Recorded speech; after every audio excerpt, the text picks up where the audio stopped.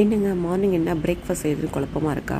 நான் செம்மையாக ஃபிக்ஸ் ஆகிட்டேங்க. இன்றைக்கி நல்லா உடுப்பி ஹோட்டலில் செய்கிற மாதிரி பூரியும் மசாலாவும் தான் செய்ய போகிறேன். ரொம்ப சிம்பிளாக. கண்டிப்பாக வீட்டில் உருளைக்கிழங்கு வச்சுருப்பீங்க. நேராக போங்க, ஒரு 3-4 உருளைக்கிழங்கை வேக வச்சுருங்க.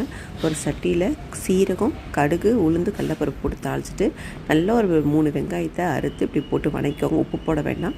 கேரட்டு, பட்டாணி, தக்காளி, பச்சை மிளகா, கருவேப்பிலை, முந்திரி போட்டு கொஞ்சம் மஞ்சத்தூள் போட்டு நல்லா பரட்டி விட்ருங்க. கொஞ்சம் தண்ணி ஊற்றிடுங்க. அந்த காய் வேகட்டும். உப்பு இப்போ போடவே வேண்டாம். வெங்காயம் நல்லா க்ரன்ச்சியாக இருக்கணும். வேக வச்ச உருளைக்கிழங்கு தோலை நீக்கிட்டு இப்படி போட்டுட்டு இப்போ உப்பு போட்டுக்கோங்க. அதுக்கப்புறம் கொஞ்சோண்டு கடலை மாவு இருந்தால் கடலை மாவு, நான் பொட்டுக்கடலை மாவை தான் அரைச்சி நல்லா கரைச்சி சேர்த்துக்கிட்டேன்.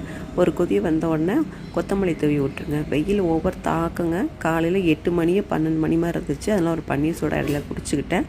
அதுக்கப்புறம் எண்ணெய் காய வச்சு மாவை தேய்ச்சி வேக பூரியை போட்டு எடுத்துகிட்டேன். சுட சுட சுட இந்த சம்மரை கூட செமையாக ஒரு